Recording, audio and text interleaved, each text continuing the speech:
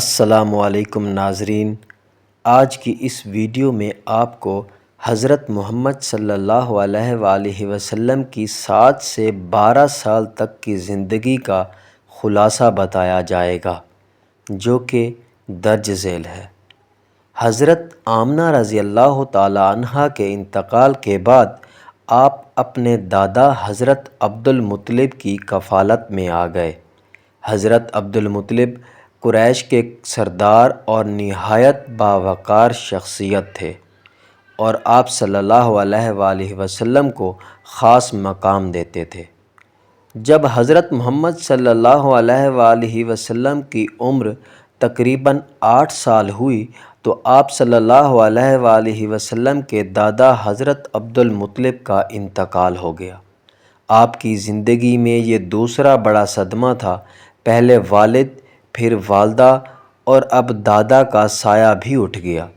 حضرت عبدالمطلب کے انتقال کے بعد ان کی وصیت کے مطابق آپ کی ذمہ داری آپ کے چچا حضرت ابو طالب نے سنبھالی۔ حضرت ابو طالب نہایت محبت، غیرت اور وفاداری سے آپ کی پرورش کرنے لگے۔ اگرچہ وہ مالی لحاظ سے کمزور تھے لیکن محبت میں سب سے آگے تھے۔ یہ مرحلہ حضرت محمد صلی اللہ علیہ وآلہ وسلم کی شخصیت سازی کا اہم حصہ تھا۔ مسلسل یتیمی، دکھ اور بظاہر سہاروں کے اٹھنے کے باوجود آپ کے اندر بردباری، برداشت، اخلاق اور خودداری بڑھتی جا رہی تھی۔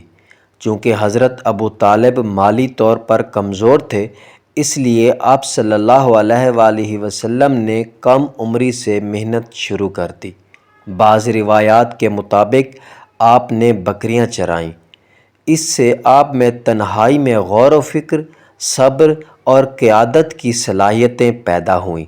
جب آپ کی عمر تقریباً 12 سال کے قریب ہوئی تو حضرت ابو طالب نے ایک تجارتی قافلے کے ساتھ شام کا سفر کیا۔ آپ صلی اللہ علیہ وآلہ وسلم بھی چچا کے ساتھ اس سفر پر روانہ ہوئے۔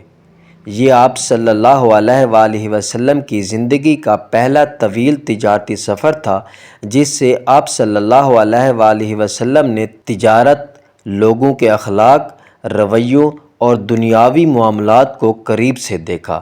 شام کے قریب ایک مقام پر ایک عیسائی نے جب آپ صلی اللہ علیہ وآلہ وسلم کو دیکھا تو وہ آپ کے چہرے، اخلاق اور علامتوں کو دیکھ کر پہچان گیا کہ یہ بچہ آخری نبی ہوگا۔